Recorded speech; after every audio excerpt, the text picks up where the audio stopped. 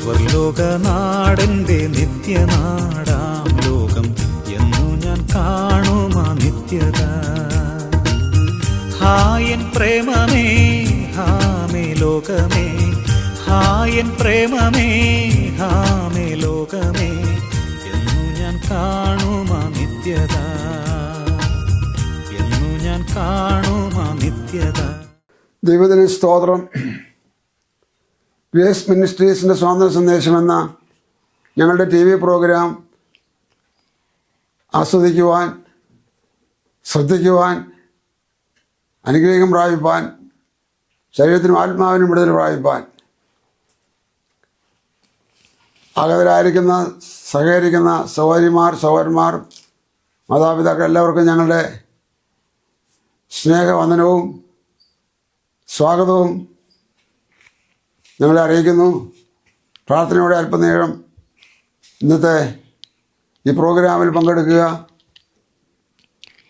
ഞാനൊരു വാക്ക് ഇന്നത്തെ ഈ പ്രോഗ്രാം സ്പോൺസർ ചെയ്തിരിക്കുന്ന പ്രിയപ്പെട്ട ഒരു കുടുംബമുണ്ട്, അതിനു വേണ്ടി പ്രാർത്ഥിക്കുന്നു. സ്തോത്രം. സ്വർഗീയ പിതാവേ, യേശു ക്രിസ്തുവിൻ്റെ നാമത്തിൽ ഈ പകൽ നേരം അങ്ങയുടെ വചനവുമായി ഞങ്ങൾ അങ്ങയുടെ സന്നിധിയിലേക്ക് അടുത്തു വരുന്നു. ഇന്നത്തെ ഈ പ്രോഗ്രാമിൻ്റെ ചെലവിലേക്ക് സഹായിച്ച മക്കൾക്കായിട്ട് ദൈവത്തോട് പ്രാർത്ഥിക്കുന്നു. കർത്താവിൻ്റെ കൈകളിലവരെ ഭരമേൽപ്പിക്കുന്നു. അധിപതിയമായി അവർക്ക് വർധനം നൽകണമെന്ന് പ്രാർത്ഥിക്കുന്നു. തുടക്കം മുതൽ ഒടുക്കം വരെ കേൾക്കുവാൻ, സംബന്ധിക്കുവാൻ എൻ്റെ പ്രിയപ്പെട്ടവരെ ദൈവം ബലപ്പെടുത്തണമേ, ഒരുക്കണമേ, സാവകാശം നൽകണമേ. സകലമഹത്വം അങ്ങേക്ക് നൽകുന്നു. എല്ലാവരുടെയും എല്ലാ കാര്യങ്ങളുടെ മേലും ദൈവത്തിൻ്റെ നന്മ പകരണം. യേശു ക്രിസ്തുവിൻ ധന്യമായ നാമത്തിൽ തന്നെ ആമേൻ, ആമേൻ. കർത്താവ് അനുഗ്രഹിക്കട്ടെ.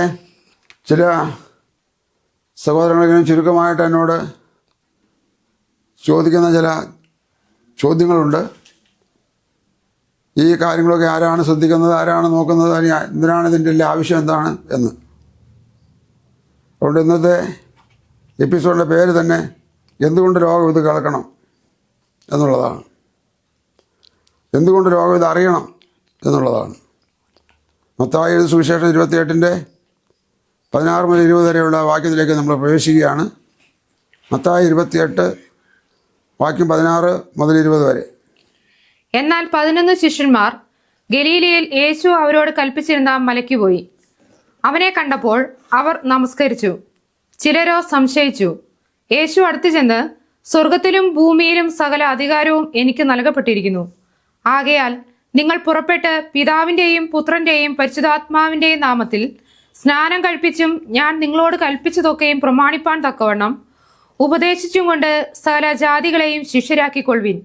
ഞാനോ ലോകാവസാനത്തോളം എല്ലാ നാളും നിങ്ങളോടുകൂടെ ഉണ്ട് എന്ന് അരുളി ചെയ്തു. എത്ര സുന്ദരമായ വചനം, ഐശ്വര്യമുള്ള സന്ദേശം.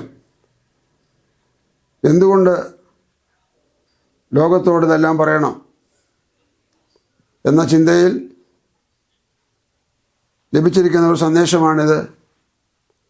ആ സന്ദേശത്തിൽ യേശുവിൻ്റെ സമാപന സമയം എന്ന് പറഞ്ഞാൽ, യേശു എന്തിനു വേണ്ടി ലോകത്തിൽ വന്നുവോ, വന്ന ദൗത്യം പൂർത്തീകരിച്ച് സ്വർഗരാജ്യത്തിലേക്ക് പിതാവാം ദൈവത്തിൻ്റെ അടുക്കിലേക്ക് മടങ്ങിപ്പോകുന്ന സമാപനം.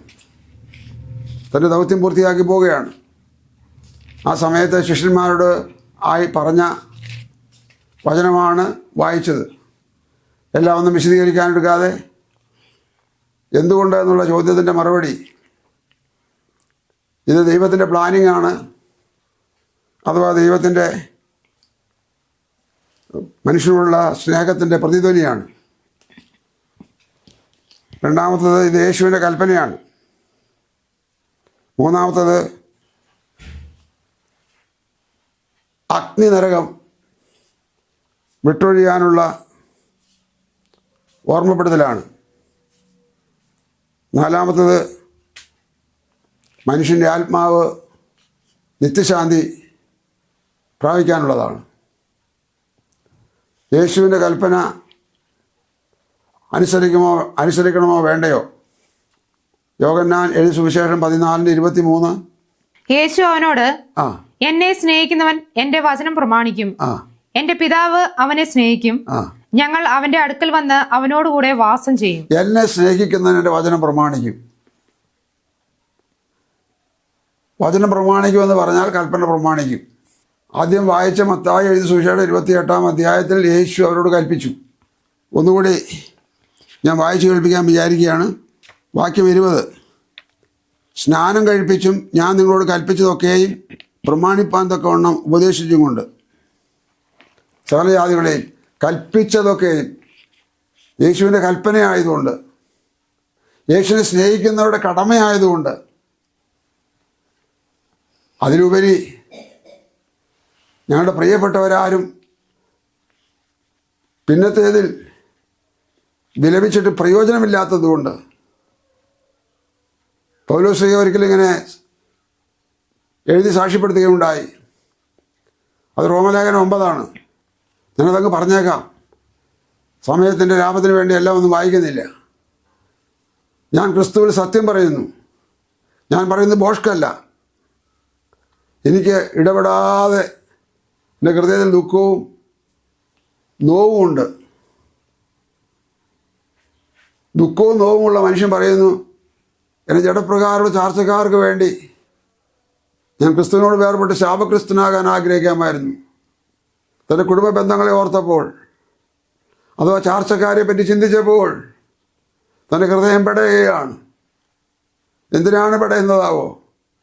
ലജ്ജ കൂടാതെ എഴുതുവാൻ എന്ത് പ്രേരണയാണാവോ?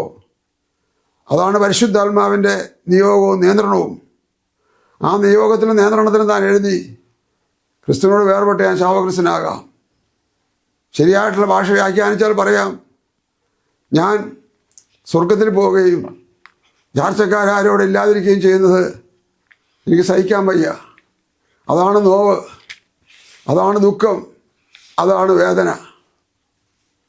ആരും കെട്ടിച്ചമിച്ച് കൊടുത്തതല്ല, ആരും നിർബന്ധിച്ച് എഴുതിപ്പിച്ചതല്ല, മറിച്ച് തൻ്റെ അനുഭവത്തിൻ്റെ സംക്ഷിപ്ത ചുരുക്കം രേഖപ്പെടുത്തിയതാണ് റോമാലേഖനം 9:1. എൻ്റെ പ്രിയരെ, എന്തിനാണിത് ലോകത്തോട് പറയേണ്ടത്? സകല പേരും അറിയണം. സകല പേരും, എവിടം മുതൽ എവിടം വരെ, എവിടം മുതൽ എവിടം വരെ ഉള്ളവർ അറിയണം. ഇതെങ്ങനെ അറിയിക്കാൻ കഴിയും? മർക്കോസ് 16 എവിടം മുതൽ എവിടം വരെ അറിയണം? എങ്ങനെ അറിയും? ഇത്രയും ആൾക്കാർ, ഇത്രയും ലോക വിശാലമായി കിടക്കുമ്പോൾ എങ്ങനെ അറിയും? 16-15-16 വാക്യം കേട്ടോളൂ. പിന്നെ അവൻ അവരോട്, നിങ്ങൾ ഭൂലോകത്തിലൊക്കെയും പോയി സകല സൃഷ്ടിയോടും സുവിശേഷം പ്രസംഗിപ്പിൻ. ഭൂലോകത്തിലൊക്കെയും പോയി. കുറെ ക്രിസ്ത്യാനികളെ ഉണ്ടാക്കുമെന്നല്ല പറഞ്ഞേ. നിങ്ങളുടെ ആൾക്കാരോട് മാത്രം പറയാമെന്നല്ല പറഞ്ഞത്. അതോ ഇസ്രായേലിനോട് പറയാ, യഹൂദന്മാരോട് പറയാമെന്നല്ല പറഞ്ഞത്. സകല സൃഷ്ടിയോടും സുവിശേഷം പ്രസംഗിപ്പി. ആര് ഇതിനെ തിരസ്കരിച്ചാലും വിഘടിച്ചാലും ലംഘിച്ചാലും തള്ളിക്കളഞ്ഞാലും എൻ്റെ കൊച്ചു മനസ്സിലെ താല്പര്യം ഞാനൊന്ന് പറഞ്ഞോട്ടെ ഒരു വാക്കിൽ. അതിങ്ങനെയാണ്, ഒരു മനുഷ്യൻ പോലും കേൾക്കാതിരിക്കരുതെന്ന് ഹൃദയത്തിൽ താല്പര്യമുദിച്ചിട്ട് ലോകത്തോട് ശിഷ്യന്മാരോട് പറഞ്ഞ് പരമേൽപ്പിച്ചത് യേശുവാണ്. വായിച്ച വാക്യത്തിന് താഴത്തെ വാക്യം വായിക്കാമോ? വിശ്വസിക്കുകയും സ്നാനമേൽക്കുകയും ചെയ്യുന്നവൻ രക്ഷിക്കപ്പെടും. അടുത്തത്, വിശ്വസിക്കാത്തവൻ ശിക്ഷാവിധിയിലാകപ്പെടും. അടുത്തത്, വിശ്വസിക്കുന്നവരാൽ ഈ അടയാളങ്ങൾ നടക്കും. വായിക്കേ. എന്റെ നാമത്തിൽ അവർ ഭൂതങ്ങളെ പുറത്താക്കും, പുതുഭാഷകളിൽ സംസാരിക്കും, സർപ്പങ്ങളെ പിടിച്ചെടുക്കും, മരണകരമായ യാതൊന്നു കുടിച്ചാലും അവർക്ക് ഹാനി വരികയില്ല, അടുത്തത്, രോഗികളുടെ മേൽ കൈവച്ചാൽ അവർക്ക് സൗഖ്യം വരും എന്ന് പറഞ്ഞു. അടുത്തത്, ഇങ്ങനെ കർത്താവായ യേശു അവരോട് അരുളി ചെയ്ത ശേഷം സ്വർഗത്തിലേക്ക് എടുക്കപ്പെട്ടു. അരുളി ചെയ്ത് കഴിഞ്ഞ ശേഷമാണ് സ്വർഗത്തിലേക്ക് പോകുന്നത്. സമാപന സന്ദേശം, പരമേൽപ്പിക്കുന്ന സന്ദേശം, കൈമാറുന്ന സന്ദേശം, ഉത്തരവാദിത്വത്തോടുകൂടെ ഏൽപ്പിക്കുന്ന സന്ദേശം. ഞങ്ങൾക്കിത് പറ്റത്തില്ല, കഴിയത്തില്ല, കയ്യിൽ പണമില്ല, എങ്ങനെ ഞങ്ങൾ പോകും? എവിടം മുതൽ എവിടം വരെ പോകണം? ഭൂലോകത്തിന് അറ്റത്തോളം പോകണം. എന്താണ് ഈ പറയുന്നതിൻ്റെ പുറകിലത്? മനസ്സെന്താണ്? താല്പര്യം എന്താണ്? സകല പേരും കേൾക്കണമെന്ന്. അറിയണമെന്ന്, എല്ലാവർക്കും വേണ്ടി ഉള്ളതാണെന്ന്. ഗ്രൂപ്പിൻ്റെ ദൈവമല്ല യേശു, മതത്തിൻ്റെ ദൈവമല്ല യേശു, ഏതെങ്കിലും രാജ്യത്തിൻ്റെ ദൈവമല്ല യേശു, ഏതെങ്കിലും ഭാഗത്തിന് വേണ്ടി വന്നതല്ല യേശു. യേശുവിന് പ്രത്യേക വിഭാഗത്തെ മാറ്റി നിർത്താൻ വേണ്ടി വന്നതല്ല. സകല പേരോടും പറയണം. ഈ കൽപ്പന പ്രമാണിക്കാനത്രേ ഞങ്ങൾ മുതിരുന്നത്, അഥവാ അതിൻ്റെ ഒരു പങ്കാളിയാകുന്നത്. കടങ്കഥയല്ല. രോഗിയുടെ മേൽ കൈവച്ചാൽ സൗഖ്യം വരുന്നതിന് ആ രോഗിക്ക് എന്തുണ്ടായിരിക്കണമെന്ന് അവിടെ പറഞ്ഞു. കൈവെക്കുന്നവന് എന്തുണ്ടായിരിക്കണമെന്നും പറഞ്ഞു. വിശ്വസിക്കുന്നവരെ ആ അടയാളങ്ങൾ നടക്കും. സുവിശേഷമെന്ന ആ സത്തിൻ്റെ അകത്ത് സംഭവിക്കുന്ന ഉള്ളടക്കമാണ്. വിശ്വസിച്ചുകൊണ്ട് കൈവച്ച് പ്രാർത്ഥിച്ചാൽ സൗഖ്യം വരും, സൗഖ്യം വരും. കഴിഞ്ഞ പ്രാവശ്യം എപ്പോഴും ഞാൻ പറഞ്ഞതുപോലെ, ഞാൻ ഒരു സഭയിലായിരിക്കുമ്പോൾ ആ സഭയിൽ വരുന്ന സഹോദരരെ 14 വയസ്സ് പ്രായമുള്ള ഒരു മകൻ താലൂക്ക് ആസ്പത്രിയിൽ നിന്ന് കോഴിക്കോട് കൊണ്ടുപോകാനായിട്ട് അവർ ആവശ്യപ്പെട്ട് പറഞ്ഞിരിക്കുകയാണ്. ഇന്ന് തന്നെ പോകണം, ഇപ്പം തന്നെ പോകണം, ഇന്ന് തന്നെ ഓപ്പറേഷൻ ചെയ്യണം അവനെ. കാരണം അവൻ അപ്പൻഡിക്സാണ്. അദ്ദേഹത്തിൻ്റെ കയ്യിൽ അപ്പോൾ വേണ്ടത്ര പണമില്ല, സൗകര്യങ്ങളൊന്നുമില്ല. എന്ന് പറഞ്ഞാൽ കൊച്ചിൻ്റെ അപ്പൻ്റെ അടുത്ത് എന്നെ വിളിച്ചു പ്രാർത്ഥിക്കാനായിട്ട് പറഞ്ഞ്, ആകട്ടെ നിങ്ങൾ വരുന്ന വഴിക്ക് ഞാൻ റോട്ടിൽ നിൽക്കാം, ഞാൻ ആ മോനെ കാണട്ടെ, ഞാൻ ആ വണ്ടിയെ കയറട്ടെ. എൻ്റെ സൗകര്യത്തിന് വണ്ടി നിർത്തി തരില്ലല്ലോ ബസ്. ഞാൻ അവനെ കോഴിക്കോട് എത്തോളം അവൻ്റെ മേൽ കൈവച്ച് പ്രാർത്ഥിച്ചു. മെഡിക്കൽ കോളേജിൽ പരിശോധിച്ചു. താലൂക്ക് ആസ്പത്രിയിൽ നിന്ന് മെഡിക്കൽ കോളേജിലേക്ക് റെഫർ ചെയ്തിരിക്കുന്നതാണ്. നാളെ രാവിലെ നോക്കാമെന്ന് പറഞ്ഞവർ നിർത്തിവെച്ചു. ഇന്ന് തന്നെ, ഇപ്പോൾ തന്നെ പോയി ഇന്ന് തന്നെ ഓപ്പറേഷൻ ചെയ്യണമെന്ന് പറഞ്ഞതാണ്. പിറ്റേ ദിവസം രാവിലെ നോക്കിയിട്ട് പറഞ്ഞു, നിനക്ക് ഓപ്പറേഷൻ വേണ്ട, നിൻ്റെ വയറിൽ അപ്പൻഡിക്സും ഇല്ല, പോയിക്കൊള്ളാൻ പറഞ്ഞു. എൻ്റെ വിഷയം ഇപ്പം അതല്ല. പറഞ്ഞത് ഇതാണ്, രോഗികളുടെ മേൽ കൈവച്ചാൽ സൗഖ്യം വരും. അവനും അവൻ്റെ അപ്പനും അമ്മയ്ക്കും വിശ്വാസം ഉണ്ടായിരുന്നു, എനിക്ക് വിശ്വാസം ഉണ്ടായിരുന്നു. ഞാൻ അവനെ 2 മണിക്കൂർ നേരത്തോളം കൈവച്ച് സ്തോത്രം ചെയ്ത് പ്രാർത്ഥിച്ചുകൊണ്ടിരുന്നു. നമുക്കതോടെ വിടാം. എവിടം മുതൽ എവിടം വരെ, ഒരറ്റം മുതൽ മറ്റേ അറ്റം വരെ, തെക്ക് മുതൽ വടക്ക് വരെ, കിഴക്ക് മുതൽ പടിഞ്ഞാറ് വരെ, ലോകത്ത് സകല ദിക്കിലും പറയണം. എന്തു പറയണം? എന്തു പറയണം? സുവിശേഷത്തിൽ വിശ്വസിപ്പീൻ. എന്നാൽ സുവിശേഷത്തിൽ വിശ്വസിച്ചാൽ നീ രക്ഷിക്കപ്പെടും, നീ രക്ഷിക്കപ്പെടും. ഏറെ പറയാനുണ്ടെങ്കിൽ ഒറ്റ വാക്കുകൊണ്ട് പറയാം, രക്ഷിക്കപ്പെടേണ്ടത് ശിക്ഷിക്കപ്പെട്ട് കിടക്കുന്നവനാണ്. എന്താണ് ശിക്ഷ? പാപത്തിന് ശിക്ഷയാണ്. പാപത്തിൻ്റെ കരാളഹസ്തത്തിൽ പിടിക്കപ്പെട്ട ലോകമേ, ലോക ജനതയെ, സകല ഭൂസിമവാസികളുമായുള്ളവരെ അവങ്കിലേക്ക് നമുക്ക് രക്ഷപ്പെടുവീ. അവനല്ലാതെ വേറൊരു ദൈവം ഇല്ലല്ലോ എന്ന് പുസ്തകത്തിൽ വാളുപോലെ എഴുതിയിരിക്കുകയാണ്. അത്ര ലഹരിയുള്ളതാണത്, മൂർച്ചയുള്ളതാണത്, പവറുള്ളതാണത്, ശക്തിയുള്ളതാണത്. അതുകൊണ്ട് വിശ്വസിക്കണം. എന്ത്? ഞാൻ പാപിയായിരുന്നു, പാപത്തിന് പകരം ഒരാൾ അതിൻ്റെ ദൈവമുമ്പാകെയുള്ള കടം വീട്ടി. എങ്ങനെ? സ്വന്തം രക്തം കൊടുത്ത് വിലയ്ക്ക് വാങ്ങി. എന്തിന്? ദൈവത്തിൻ്റെ നീതി ഇവനെ ശിക്ഷിക്കണം, ദൈവത്തിൻ്റെ സ്നേഹം ഇവനെ രക്ഷിക്കണം. രക്ഷയും ശിക്ഷയും കൂട്ടിമുട്ടിയപ്പോൾ ആ ശിക്ഷയിൽ നിന്നുള്ള വിടുതലാണ് രക്ഷ. അതിനുള്ള പരിഹാരമാണ് പാപപരിഹാരം. ഇതല്ലാതെ വേറെ കുറേ ആചാരങ്ങളോ അനുഷ്ഠാനങ്ങളോ മറ്റേതെങ്കിലും പരിചയങ്ങളും പാരമ്പര്യങ്ങളും പഴമകളും ഒക്കെ പറഞ്ഞതുകൊണ്ട് ചെയ്തതുകൊണ്ട് ആരാധനാ സ്ഥലങ്ങളിൽ പണം ഇട്ടതുകൊണ്ട് രക്ഷപ്പെടാമെന്ന് വിചാരിച്ചാൽ കോടിക്കണക്കിന് ആൾക്കാരെ പറയാൻ ഞങ്ങളുടെ പക്കലുണ്ട്. ഇമാതിരിയുള്ള ആചാരങ്ങൾ അനുഷ്ഠിക്കുന്നവർക്ക് എന്നാ പറയാനുള്ളത്? കാരണം അത് മനുഷ്യൻ്റെയാണ്. ഇത് മനുഷ്യൻ്റെ അല്ല, ഇത് ദൈവത്തിൻ്റെയാണ്. ആരാണ് ദൈവം? ആരാണ് ദൈവം? അഖിലാണ്ട ഘടകങ്ങളെ സൃഷ്ടിച്ചവനാണ് ദൈവം. ആ ദൈവത്തിൻ്റെ സൃഷ്ടി സ്വരൂപങ്ങളാണ് സകലവും. അവന് കഴിയാത്ത ഒരു കാര്യവുമില്ല. അവിടെ അസാധ്യമെന്നൊരു വാക്ക് അവൻ്റെ ഡയറിക്കകത്തില്ല.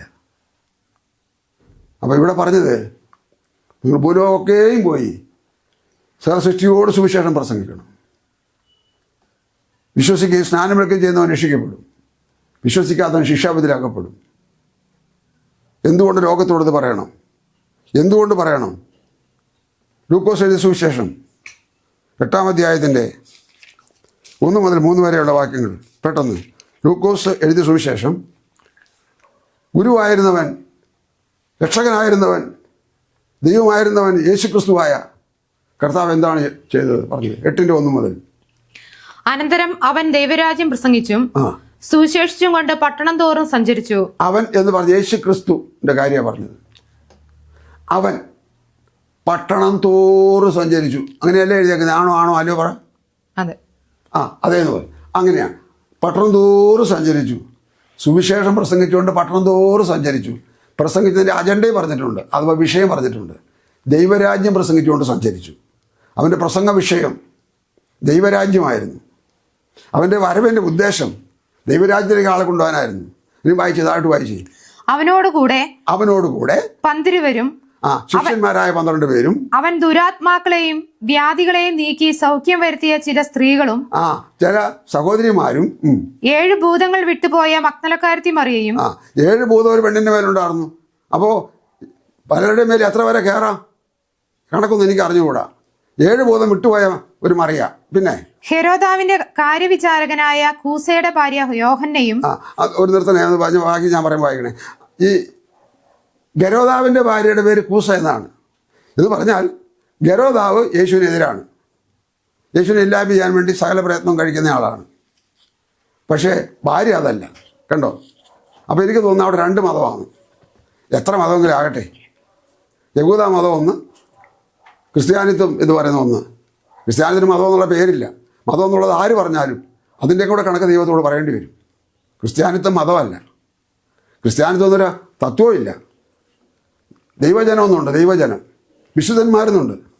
പോട്ടെ, അതോടെ വിടാം. അപ്പോൾ ഈ ഗരോദാവിൻ്റെ ഭാര്യ കൂസയും, പിന്നെ കൂസയുടെ ഭാര്യ യോഹന്നയും ശൂശന്നെയും തങ്ങളുടെ വസ്തുവക കൊണ്ട് അവർക്ക് ശുശ്രൂഷ ചെയ്തു പോന്ന മറ്റു പല സ്ത്രീകളും ഉണ്ടായിരുന്നു. ഇന്നത്തെ പോലെയല്ല. അന്ന് ആൾക്കാർ യേശുവിനെ കണ്ടു കഴിഞ്ഞപ്പോൾ, ആത്മരക്ഷ പ്രാപിച്ചു കഴിഞ്ഞപ്പോൾ ചെലവിടുന്നവരായിരുന്നു. വസ്തുവക കൊണ്ട് ശുശ്രൂഷിക്കുന്നവർ. സ്തോത്രം. വസ്തുവക മേടിച്ച് പോക്കറ്റിലിട്ട് സുഖകരമായി സുഭിക്ഷമായി കഴിയുന്നവരല്ല ഞങ്ങളാരും. ഞങ്ങളത് തിരുനാമത്തിന് വേണ്ടി ചെലവിടും. പൗലോസ്ലീഹ ജയിലിൽ കിടന്നപ്പോൾ ഇങ്ങനെ എഴുതി, എനിക്ക് ഭവിച്ചത് സുവിശേഷത്തിൻ്റെ അഭിവൃദ്ധിക്ക് കാരണമായി ഇത് നിങ്ങൾ അറിവാൻ ഞാൻ ഇച്ഛിക്കുന്നു. ഫിലിപ്പിലേഖനം 1-ാം അധ്യായത്തിൻ്റെ കാര്യമാണ് പറഞ്ഞത്. മറ്റുള്ളവർ അറിയണം. എനിക്ക് ചങ്ങല കയ്യിലിട്ടെങ്കിൽ വീണെങ്കിൽ, കാലിലിട്ടെങ്കിൽ വീണെങ്കിൽ, ഞാൻ ജയിലറയ്ക്കകത്താണെങ്കിൽ ഞാൻ ക്രിമിനൽ പുള്ളിയായിട്ടല്ല വന്നേ, മതത്തിൻ്റെ പേരിലുള്ള അറസ്റ്റ് കൊണ്ടാണ്. ഈ പ്രസ്ഥാനത്തോടുള്ള അഥവാ ഈ വിഷയത്തോടുള്ള എതിരുകൊണ്ടാണ്. രണ്ട് കുറ്റം ചെയ്തിട്ട് കുറ്റവാളിയല്ല അത്. ആകട്ടെ, ക്രിമിനൽ കുറ്റവാളിയല്ല, മതപരമായിട്ട് മറ്റേതോ ഒരു മതം പറയുന്നു എന്നുള്ള കുറ്റത്തിനാണ് ഇദ്ദേഹത്തെ പിടിച്ച് തടവിലിട്ടിരിക്കുന്നത്. ആ തടവിൽ കിടന്നിട്ട് പറയുകയാണ്, എനിക്ക് ഭവിച്ചത് സുവിശേഷത്തിന് അഭിവൃദ്ധിക്ക് കാരണമായി. ഇങ്ങനെ വന്നാലും സുവിശേഷത്തിൻ്റെ അഭിവൃദ്ധിയാണെന്ന് ഇവിടെ കിടന്ന് ഞാൻ എഴുതിയപ്പോൾ ആവർത്തിച്ച് പറയുന്ന പ്രയോഗമുണ്ട്. ആ പ്രയോഗം എങ്ങനെയായിരുന്നു? കർത്താവിൽ സന്തോഷിപ്പീൻ, കർത്താവിൽ സന്തോഷിപ്പീൻ. ഞാൻ ഇപ്പോഴും പിന്നെയും പറയുന്നു. ഫിലിപ്പിലേഖനം വായിച്ചു നോക്കിയാൽ കാണാം. ഞാൻ എന്താണ് പറഞ്ഞുകൊണ്ടിരിക്കുന്നത്? എന്തുകൊണ്ട് ലോകം അറിയണം? ലോകത്തോട് പറയണം. ഇത് ഉടയവൻ്റെ കൽപ്പനയാണ്. അത് യേശു ക്രിസ്തുവിൻ്റെ അന്ത്യ സന്ദേശമാണ്. അതുകൊണ്ടാണ് ഇത് ലോകത്തോട് പറയേണ്ട ആവശ്യം വന്നിരിക്കുന്നത്. മനുഷ്യൻ്റെ കണ്ടെത്തലല്ല, മനുഷ്യന് പണിയില്ലാത്തുള്ള കാര്യമല്ല ഇത്. എത്രയോ പേര് രാവും പകലും ഇതിനുവേണ്ടി ത്യാഗവും സഹനവും കഴിച്ച് പകുതി പട്ടിണിയോടുകൂടെ കഴിഞ്ഞ് അവർ വാടക വീട്ടിലും അതുപോലുള്ള നിസ്സാരമായ സൗകര്യങ്ങളിലും കഴിഞ്ഞ് ഇതിനു വേണ്ടി കഠിനാധ്വാനം ചെയ്യുന്നു. ഇതൊക്കെ പൊട്ടന്മാരും മണ്ടന്മാരുമാണെങ്കിൽ, ഇതൊക്കെ വെറും കടലാസ് വിലയാണെങ്കിൽ ആരെങ്കിലും ഇതിന് മുതിരുമോ? കൃത്യമായിട്ട് വ്യക്തമായിട്ട് ഒന്നറിയാം, കർത്താവ് വരാനായിരുന്നു, സഭയെ ചേർക്കാൻ ആയതുകൊണ്ട് ആ സഭ എടുക്കപ്പെടുമ്പോൾ ഞാൻ അവൻ്റെ നാട്ടിലെത്തുമെന്ന്, മരണമില്ലാത്ത വീട്ടിലും രോഗമില്ലാത്ത നാട്ടിലും പ്രശ്നങ്ങളും പ്രതിസന്ധികളും ഒന്നുമില്ലാത്ത അതേ പഴയ ഏദൻ തോട്ടത്തിലേക്കുള്ള ആദാമിൻ്റെ ആദ്യത്തെ കാലഘട്ടങ്ങളിലേക്കെന്ന പോലെ അതിനേക്കാൾ സുന്ദരമായ രത്നം കൊണ്ട് അലങ്കരിച്ച നാട്ടിലും വീട്ടിലും എത്തുമെന്നുള്ള തിട്ടമായ വ്യക്തമായ കൃത്യമായ ഉറപ്പുള്ളത് കൊണ്ടാണ് ഈ ആൾക്കാരെല്ലാം ഇങ്ങനെ അധ്വാനിക്കുന്നത്. പണം കിട്ടിയിട്ടല്ല, അല്ലെങ്കിൽ അവരെ അധ്വാനത്തിന് പ്രതിഫലം കിട്ടിയിട്ടല്ല. പ്രതിഫലം തമ്പുരാൻ്റെ കയ്യിലുണ്ട്, അവൻ തരും. അതവിടെ നിൽക്കട്ടെ. അപ്പോൾ യെശയ്യാപ്രവചനം 65-ാം അധ്യായത്തിലെ 65-17-18 ഇതാ ഞാൻ പുതിയ ആകാശവും പുതിയ ഭൂമിയും സൃഷ്ടിക്കുന്നു. അതായത് യേശു ക്രിസ്തു ലോകത്തിൽ ജനിച്ചിട്ടില്ല, അത് വന്നിട്ടില്ല. ആ നേരത്ത് പ്രവാചകൻ ഇസ്രായേലിന് വേണ്ടി എഴുതിയ തൻ്റെ പുസ്തകത്തിൽ ലേഖനത്തിൽ പറയുകയാണ്, ദൈവം പറയുന്നു, ഇതാ ഞാൻ പുതിയ ആകാശവും പുതിയ ഭൂമിയും സൃഷ്ടിക്കുന്നു. എന്താണ് നിലവിലുള്ള ആകാശത്തിൻ്റെ പ്രശ്നം? എന്താണ് നിലവിലുള്ള ഭൂമിയുടെ പ്രശ്നം? എന്താണ്? ഞാൻ കഴിഞ്ഞ ദിവസം പറഞ്ഞല്ലോ, കഴിഞ്ഞ 1-2 എപ്പിസോഡിന് മുമ്പ് പറഞ്ഞല്ലോ, ആദാമേ ഞാൻ തിന്നരുതെന്ന് പറഞ്ഞ വൃക്ഷഫലം നിന്റെ ഭാര്യയുടെ വാക്കനുസരിച്ച് നീ തിന്നു, നിന്റെ നിമിത്തം ഭൂമി ശവിക്കപ്പെട്ടിരിക്കുന്നു. ഇതാ ഭൂമിയുടെ പ്രശ്നം. അതിൻ്റെ പുറകെ പ്ലസ് ആയിട്ട് പാവം വന്നുകൊണ്ടിരിക്കുന്നു. അത് 24-ലുണ്ട്. അതോടെ നിൽക്കട്ടെ. അപ്പോൾ ഞാൻ ഉണ്ടാക്കുവാനുള്ള വായിച്ചാട്ടെ ഒന്നുകൂടി വായിച്ചാട്ടെ. ഞാൻ പുതിയ ആകാശവും പുതിയ ഭൂമിയും സൃഷ്ടിക്കുന്നു. അടുത്തത്, മുമ്പിലത്തവ ആരും ഓർക്കുകയില്ല, ആരുടെയും മനസ്സിൽ വരികയുമില്ല. അതൊക്കെ പെട്ടെന്ന് മറന്നു പോകും. പോട്ടെ. ഞാൻ സൃഷ്ടിക്കുന്നതിനെ കുറിച്ച് നിങ്ങൾ സന്തോഷിച്ച് എന്നേക്കും ഘോഷിച്ച് ഉല്ലസിപ്പിൻ. എന്തുകൊണ്ടാ ഇത് പറയുന്നത്? ലോകത്തോടെ പറയേണ്ടത് പണ്ടേ മുതലുള്ള ദൈവത്തിൻ്റെ പ്ലാന്, ഹൃദയ രഹസ്യം, ഹൃദയ താല്പര്യം, ഹൃദയ സ്നേഹം ഞങ്ങളെപ്പോലെയുള്ള ചില നിസ്സാരരായ ആൾക്കാരിലേക്ക് പകർന്നു കഴിഞ്ഞപ്പോൾ, ആ പ്രചോദനം വന്നപ്പോൾ, ഒരു പ്രവാചകൻ പറഞ്ഞതുപോലെ ഈ ലോകത്തിൻ്റെ പ്രതിസന്ധികൾ നിമിത്തമായിട്ട്, സമൂഹത്തിൻ്റെ എതിരുകൾ നിമിത്തമായിട്ട് ഞാൻ ഇനി അവനെക്കുറിച്ച് മിണ്ടത്തില്ല എന്ന് വിചാരിച്ചിരുന്നു. പക്ഷേങ്കിൽ അവൻ്റെ വചനം എൻ്റെ അസ്ഥിക്കുള്ളിൽ അടച്ച് അവിടുന്ന് മുദ്രയിട്ടിരിക്കുന്നതുകൊണ്ട് എൻ്റെ ഹൃദയത്തിൽ തീ കത്തുകയാണ്. ഹൃദയത്തിൽ തീ കത്തുന്ന ആ പ്രവാചകനായ യിരെമ്യാ അവനെ അടങ്ങിയിരിക്കാൻ പറ്റുന്നില്ലല്ലോ എന്ന്. കാരണം അത് ദൈവം അവനെ തൊട്ട് ഉണർത്തിയിരിക്കുകയാണ്, അഥവാ അഗ്നി പോലെ അവനെ ആക്കിയിരിക്കുകയാണ്. എന്ന് പറഞ്ഞാൽ അവൻ തീയല്ല, പക്ഷേ ദൈവത്തിന് തീ അവനിൽ കത്തിക്കൊണ്ടിരിക്കുകയാണ്. അതുകൊണ്ട് പ്രിയരെ, ഞാൻ സന്ദേശം ചുരുക്കാനായിട്ട് വരികയാണ്. എന്തുകൊണ്ട് ഇത് ലോകത്തോട് അറിയിക്കണം? ഒന്നാമത് ഞാൻ പറഞ്ഞു, ദൈവത്തിൻ്റെ പദ്ധതിയാണ്, പ്ലാനിങ്ങാണ്. രണ്ടാമത് ഞാൻ പറഞ്ഞു, യേശുവിൻ്റെ കൽപ്പനയാണ്. മൂന്നാമത് ഞാൻ പറഞ്ഞു, യേശു ചെയ്തു കാണിച്ചതാണ്. എവിടെയെങ്കിലും മൂലയിൽ ഇരുന്നിട്ട് നിങ്ങൾ ചെയ്തോളി പറഞ്ഞ് പോയതല്ല, ചെയ്തു കാണിച്ചതാണ്. ആ കൂട്ടത്തിൽ മഹാന്മാരുടെ കുടുംബക്കാരുണ്ടായിരുന്നു, അനേകരും വേറെ സഹോദരിമാരായവരുണ്ടായിരുന്നു. അവർ വസ്തുവക കൊണ്ട് ശുശ്രൂഷിച്ച് പോന്നവരാണ്. അവർക്ക് വസ്തുവകയേക്കാൾ, അവരേക്കാൾ, ലോകത്തിൻ്റെ ഏത് പ്രതാപത്തേക്കാൾ, സ്ഥാനമാന മഹിമയേക്കാൾ ഇതാണ് വരുന്നവർ കണ്ടു. ആ വരുന്നവർ കണ്ട് ഞങ്ങളുടെ മുമ്പിൽ പോയ ആൾക്കാരെല്ലാം, കോടികളായ ആൾക്കാരെല്ലാം മരിച്ച് മൺമറിഞ്ഞ് മരണമെന്ന തിരിശ്ശേരിക്ക് അപ്പുറം മറിഞ്ഞു നിൽക്കുമ്പോൾ, ഇവിടെ ഭൂമിയിൽ ഈ വെളിപ്പാട് കിട്ടിയവരായ, ഈ സന്ദേശം കിട്ടിയവരായ, ഈ അനുഭവം പ്രാപിച്ചവരായ ഞങ്ങൾക്കത് പറയാതിരിക്കാൻ കഴിയാത്തതുകൊണ്ട്, പറഞ്ഞ് തീരുമെന്നുള്ളതുകൊണ്ട് മാത്രമല്ല, ദൈവമുമ്പാകെ വിശ്വസ്തയോടെ നിൽപ്പാൻ കൊതിക്കുന്നതുകൊണ്ട്, അഗ്നിത്തടാകമായ നരകത്തിലേക്ക് യാത്ര ചെയ്യുന്നവരെ കാണുമ്പോൾ ഉള്ള വേദന കൊണ്ട് നിത്യ ദണ്ഡനത്തിലേക്കാണ് പോകുന്നത്. അക്കമില്ലാത്ത നാളുകളിൽ ദണ്ഡനം സഹിച്ചേ പറ്റൂ. അതുണ്ടാകും എന്ന് കർത്താവ് കൃത്യമായി പറഞ്ഞ് വെളിപ്പെടുത്തിയിട്ടുണ്ട്. ഒറ്റ വാചകത്തിൽ പറഞ്ഞാൽ സോദോം ഗൊമോറ നശിപ്പിക്കുവാൻ കർത്താവ് പ്ലാൻ ചെയ്തപ്പോൾ തന്നെ അവിടെ നീതിമാനായി കണ്ട, ദൈവത്തിന് പ്രിയനായി കണ്ട ഒരു ലോത്തുണ്ടായിരുന്നു. തൻ്റെ ഭാര്യ ഉണ്ടായിരുന്നു, തനിക്ക് 2 മക്കളും ഉണ്ടായിരുന്നു, 4 പേരടങ്ങുന്ന കുടുംബം. ആ പെൺകുട്ടികൾക്ക് വിവാഹ നിശ്ചയം ചെയ്യപ്പെട്ടിരുന്ന, അതിനുവേണ്ടി ഒരുക്കപ്പെട്ടിരുന്ന പുരുഷന്മാർ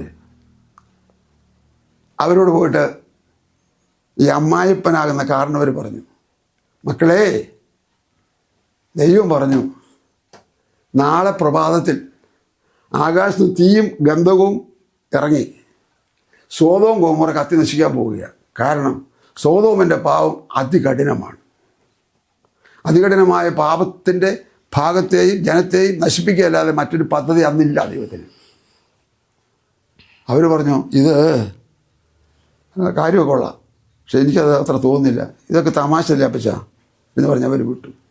പിറ്റേ ദിവസം രാവിലെ തീ ഗന്ധകവും വീണ് ആ പട്ടണം ശൂന്യമായപ്പോൾ ഇന്നത് ചാവുകടലായിട്ട് കിടക്കുകയാണ്. ചാവുകടലായിട്ട് യേശു പറഞ്ഞു, നിങ്ങൾ ആ ചാവുകടലെന്ന് ഓർക്കണം, ദൈവത്തിൻ്റെ ന്യായവിധിയുടെ ചാവുകടൽ. അല്ലെങ്കിൽ സോദോമിനൊന്ന് ഓർക്കണം, അല്ലെങ്കിൽ പോട്ടെ ലോകത്തിൻ്റെ ഭാര്യ ഒന്ന് ഓർക്കണം. അങ്ങോട്ട് പോയപ്പോൾ പുറകോട്ട് നോക്കരുതെന്ന് പറഞ്ഞിട്ട് അവളൊന്ന് നോക്കി, ഉപ്പ് തൂണായിപ്പോയി.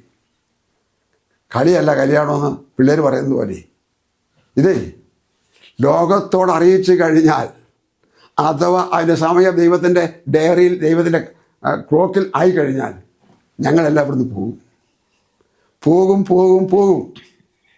ലോകം അഗ്നികുണ്ഡം പോലെ ആകാൻ പോവുകയാണ്. ഞാൻ വാക്കുകളെ അവസാനിപ്പിക്കും. എന്തുകൊണ്ട് ലോകത്തോട് ഇത് പറയണം? വരാൻ പോകുന്ന വലിയ ഭവിഷ്യത്തിനെക്കുറിച്ച് പറയുന്നില്ലെങ്കിൽ എൻ്റെ എതിരാളി അയക്കുന്ന ഒരാളുടെ വീട് കത്തുന്ന കണ്ടിട്ട് ഒരു കുഞ്ഞിനെയെങ്കിലും ഒന്ന് രക്ഷപ്പെടുത്താൻ കഴിയുമോയെന്ന് ശ്രമിച്ചു നോക്കേണ്ട ഞാൻ, ഒരു തരക്കേടുമില്ല, എൻ്റെ എതിരാളിയല്ലേ കത്തട്ടെ എന്ന് പറഞ്ഞ് മാറിപ്പോകുന്ന ഞാൻ ധാർമ്മികമായി അധപ്പതിച്ചവനെ പോലെ ആകാതെ, എൻ്റെ ബാധ്യതയാണ്, ഉത്തരവാദിത്തമാണ്, ആദ്യം കണ്ട ഞാൻ ഓടിച്ചെല്ലാൻ എന്തെങ്കിലും ചെയ്യാൻ പറ്റുമോ നോക്കേണ്ട കാര്യം. ഇതാണ് സുവിശേഷത്തിൻ്റെ നിർമ്മല സത്യം എന്ന് പറഞ്ഞാൽ, വരാൻ പോകുന്ന വലിയ നാശമാകുന്ന വിപത്തിൽ നിന്ന് നിന്നെ പിടിച്ചു വാങ്ങുന്ന സന്ദേശമാണ് സുവിശേഷം. ഓക്കെ, കർത്താവ് സഹായിക്കട്ടെ. പൗലോസ് പറഞ്ഞത് ഇങ്ങനെയാണ്, ദാവീദിന്റെ സന്തതിയായി ജനിച്ചിട്ട് മരിച്ചിട്ട് ഉയർത്തെഴുന്നേറ്റ യേശു ക്രിസ്തുവിനെ ഓർത്തുകൊള്ളുക, അതാകുന്ന എൻ്റെ സുവിശേഷം. സുവിശേഷത്തിൻ്റെ ക്രീം യേശു ക്രിസ്തുവാണ്. ഓക്കെ, പ്രാർത്ഥിക്കാം. സ്വർഗീയ പിതാവേ, ഞാൻ രക്ഷിതാവായ യേശുവിൻ്റെ നാമത്തിൽ ഈ നല്ല പകലിനായിട്ട് കർത്താവിനെ സ്തുതിക്കുന്നു. കർത്താവെ, ഈ സന്ദേശം ഈ മക്കളെ അറിയിക്കുവാൻ, എൻ്റെ ശ്രോതാക്കളോട് പറയുവാൻ ഒരവസരം കൂടെ എളിയവൻ തന്നതിനായി സ്തോത്രം ചെയ്യുന്നു. കേട്ടത് മറക്കാതെയും, കേട്ടത് വലിയ വിപത്തിൽ നിന്നുള്ള വിടുതലാണെന്നുള്ള ഓർമ്മയിൽ വരാൻ പോകുന്ന വലിയ നാശമാകുന്ന അഗ്നികുണ്ഡത്തിൽ നിന്ന്, അതേ കർത്താവെ, നിത്യദണ്ഡനത്തിൽ നിന്നുള്ള മോചനമാണെന്ന് ഓർക്കുവാൻ ദൈവത്തിൻ്റെ ആത്മാവരെ പ്രചോദിപ്പിക്കണമേ. അവർക്ക് ബോധം നൽകുമാറാകണമേ, വിവേകം നൽകുമാറാകണമേ, അവരതിൽ നിന്ന് മടങ്ങി വരാൻ ഇടയാക്കുമാറാകണമേ. മറ്റൊന്നിലും കെട്ടിക്കളഞ്ഞ് കിടക്കാതെ കർത്താവ് ആ യേശു ക്രിസ്തുവിൻ്റെ അരികിലേക്ക് വന്ന് പാവം ഏറ്റു പറഞ്ഞ് ഉപേക്ഷിച്ച് കർത്താവിന് വേണ്ടി ജീവിപ്പാൻ അവരെ ഒരുക്കണമേ. പ്രാർത്ഥന കേട്ടതുകൊണ്ട് നന്ദി. യേശു ക്രിസ്തുവിൻ ധന്യമായ നാമത്തിൽ തന്നെ. ആമേൻ. God bless U.